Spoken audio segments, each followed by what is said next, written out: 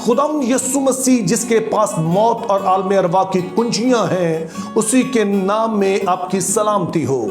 आपकी उन सारी दुआओं के लिए जो कि आप इस मिनिस्ट्री के लिए करते हैं, वो सारी नेक तमन्नाएं जिनका इजहार आप अपने कमेंट्स में करते हैं, मैं दिल से शुक्रगुजार हूं। और मैं आपके उन शिकवों के लिए भी शुक्रगुजार हूं जो बाज़ औक़ात आप में से करते हैं कि मैं उनके सवाल के जवाब नहीं दे रहा हूं, लेकिन आपने ज़हन में रखना है कि मेरे पास बहुत सारे सवालात आ रहे होते हैं और मैं इन सवालात को अपने पास लिख लेता हूं और फिर तरतीब के साथ जैसे जैसे बारी आती है मैं इनके जवाब देता रहता हूं।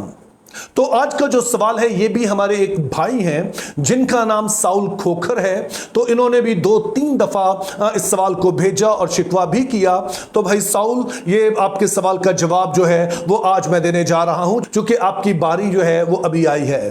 तो भाई साउल का सवाल है कि बाइबल मुकद्दस काले जादू के बारे में क्या फरमाती है। अब इस सवाल का बेहतर जवाब देने के लिए मुझे चंद और सवालात के जवाब देना होंगे ताकि हम ठीक तौर पर समझ सकें कि काले जादू से क्या मुराद है और बाइबल इसके मुतालिक क्या फरमाती है। तो इस हवाले से जो पहला सवाल है वो ये है कि जादूगरी दरअसल होती क्या है। अब जब डिक्शनरी में आप इसका मतलब देखते हैं तो इससे मुराद ये होती है कि अगर कोई शख्स अपने किसी भी तरह के मकसद को हासिल करने के लिए माफोकुल फितरत ताकतों का इस्तेमाल करता है या फिर उनसे मदद लेता है, तो इसे जादूगरी कहा जाता है। अगरचे कि ये एक अच्छी डेफिनेशन है, लेकिन बाइबल मुकद्दस की जुबान में ये इतनी वाज़े नहीं है, क्योंकि हम जानते हैं कि दुनिया में 2 तरह की माफोकुल फितरत कुव्वतें काम कर रही हैं। एक तो खुद खुदा की है और फिर एक और ताकत इस दुनिया में काम कर रही है जो दरअसल खुदा की मुखालफत करती है, और इसी सबब से इसका नाम शैतान है, जिसका लफ्ज़ी मतलब है दुश्मन। चूंकि ये खुदा की दुश्मनी में, खुदा की मुखालफत में सब कुछ करता है, तो फिर ये भी एक रूहानी ताकत है, ये भी एक माफोकुल फितरत ताकत है जो दुनिया में काम करती है। तो इस तरह से अगर हम बाइबल की जुबान में समझने की कोशिश करें कि जादूगरी क्या होती है, तो उसको हम इस तरह से बयान करेंगे कि अगर कोई शख्स इब्लीसी कुव्वतों की मदद से किसी तरह के मकसद को हासिल करने की कोशिश करता है तो इसे जादूगरी कहा जाएगा।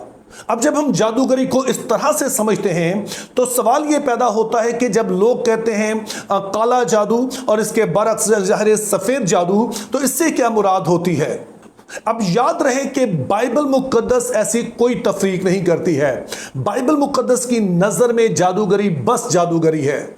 ताहम जो लोग इसमें तफरीक करते हैं उससे उनकी मुराद होती है कि अगर जादू किसी नेक मकसद के लिए इस्तेमाल हो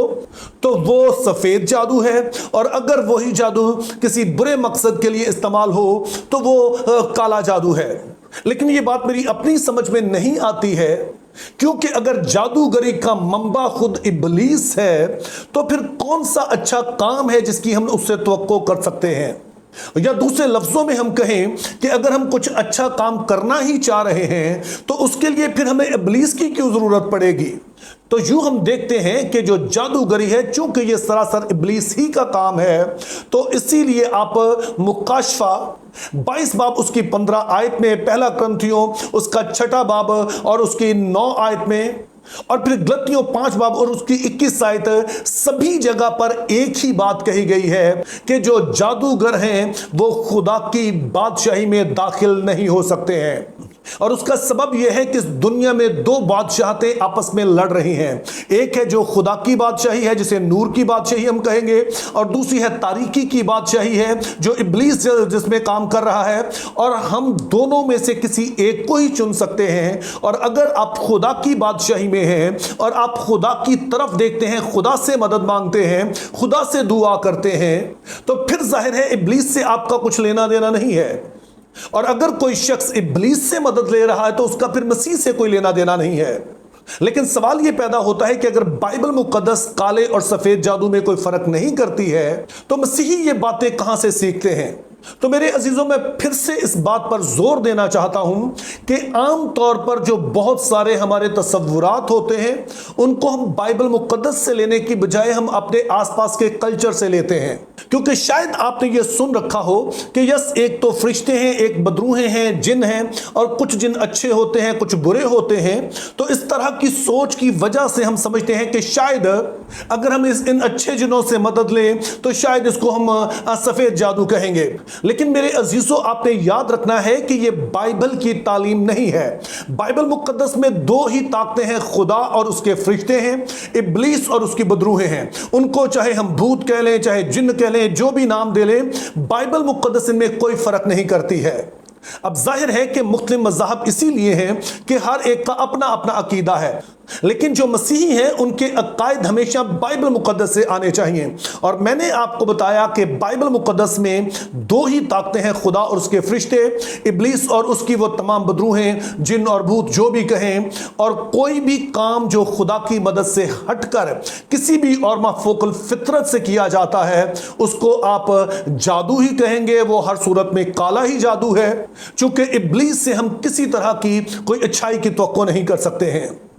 अब एक और सवाल जो पूछा जाता है कि जो लोग बदरू गिरफ्ता होते हैं उनमें और जिन पर जादूगरी होती है उनमें क्या फर्क होता है। तो जब हम बदरू गिरफ्तगी कहते हैं तो इससे मुराद होती है कि किसी बदरू ने किसी शख्स को अपनी गिरफ्त में ले रखा है। वैसे तो इब्लीस और उसकी कुव्वतें इंसानों के खिलाफ काम करती रहती हैं, उनके ईमान को खराब करने के लिए, उन्हें परेशान करने के लिए। लेकिन बाज लोग ऐसे होते हैं, और ये वो होते हैं जिनका आमतौर पर खुदा से कोई ताल्लुक नहीं होता है, जिनका ईमान कमजोर होता है, या फिर वो ऐसे किसी बुरे कामों का शिकार होते हैं कि इब्लीस आकर उन पर पूरी तरह से कब्जा कर लेता है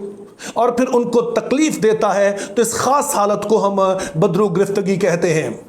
अब जादूगरी में भी बदरूहें ही होती हैं जो किसी शख्स को आकर सताती हैं, लेकिन ये बदरूहें किसी जादूगर की तरफ से, किसी आमिल की तरफ से भेजी जाती हैं ताकि वो जाकर उस शख्स को जिसके खिलाफ जादूगरी की जा रही है उसको सताएं, उसका कोई नुकसान करें या उसे किसी भी तरह से मजबूर करें या मैनिपुलेट करें। और दूसरा फर्क ये होता है कि जादूगरी में जब ये बदरूहें भेजी जाती हैं तो उन्हें एक वाज़ेह तौर पर टारगेट दिया जाता है कि दरअसल इसने जाके उस शख्स की ज़िंदगी में या उसके घराने की ज़िंदगी में या उसके कारोबार की ज़िंदगी में क्या ख़ास काम करना है।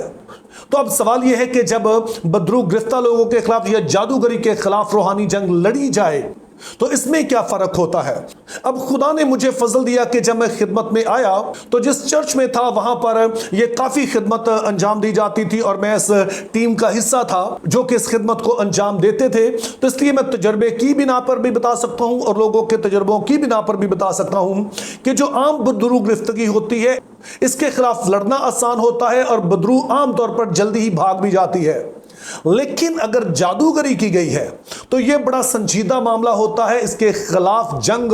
2-4 दिन की बात नहीं होती है, चूंकि यह मुसलसल लड़ना पड़ती है। चूंकि जब आप दुआ करते हैं तो बदरूहें भाग जाती हैं, लेकिन फिर से वो आमिल, वो जादूगर जो पीछे इल्म पढ़ रहा है, वो अपने इल्म के जरिए से दोबारा से इन बदरूहों को भेज देता है। तो इसलिए एक तो यह बात बड़ी लाजम होती है कि इस जंग को मुसलसल लड़ा जाए और फिर वो शख्स जो कि जादूगरी का शिकार है उसके लिए भी लाजम होता है कि वो पूरी दयानतदारी से खुदा के साथ चले। क्योंकि अगर एक दफा बदरूहें भाग भी गई और उसके बाद फिर उसका खुदा से कोई ताल्लुक नहीं होगा तो जादूगरी वाली बदरूहें तो आएंगी ही, लेकिन वो दूसरी आम बदरूहें जो हैं, जो खुद से ही आ जाती हैं, उनके लिए भी वो अपने आप को खोल देगा। तो इसलिए खुदा न खास्ता अगर कोई शख्स इस तरह की हालत का शिकार है तो लाजम होता है कि वो मरियम मगदलीनी की तरह एक दफ़ा जब बदरूहें निकल गई तो फिर मुसलसल यीशु मसीह के साथ चले और इन पर गालिब रहे। ताहम इस वीडियो का इख्तिताम मैं इस बात के साथ करना चाहता हूं कि अगर आप एक ईमानदार शख्स हैं तो आपको ना तो बदरूहों से डरने की ज़रूरत है और ना ही जादूगरी से डरने की ज़रूरत है, क्योंकि गिनती 23 में खुदा का कलाम हमें यह गारंटी देता है याकूब पर कोई अफसोस नहीं चलता और ना इसराइल के खिलाफ फाल कोई चीज है,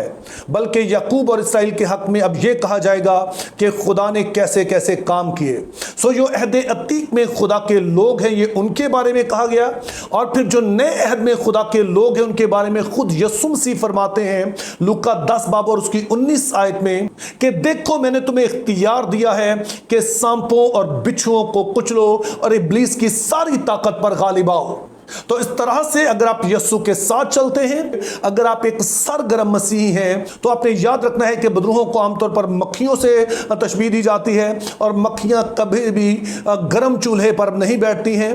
दहकती हुई जगह पर नहीं बैठती, वो ठंडी जगह पर बैठती हैं। तो अगर आप एक ठंडे मसीही नहीं हैं, आप एक सरगर्म मसीही हैं, तो दलेरी से जिए, क्योंकि मेरा और आपका यीशु है जो इब्लीस की सारी ताकत पर गालिब आया और उसी ने हमें ये इख्तियार बख्शा है। मेरी दुआ है कि खुदा हमें फजल दे कि जब हम इस दुनिया में बहुत सारे इस तरह के तसव्वुरात को देखते हैं तो हम दूसरे मज़हब की नज़र से इनको ना समझें, बल्कि बाइबल की नज़र से देखें कि बाइबल क्या फरमाती है, और इस तरह से हमारी सोच बाइबली हो। और इसीलिए मैं हर दफ़ा कहता हूँ,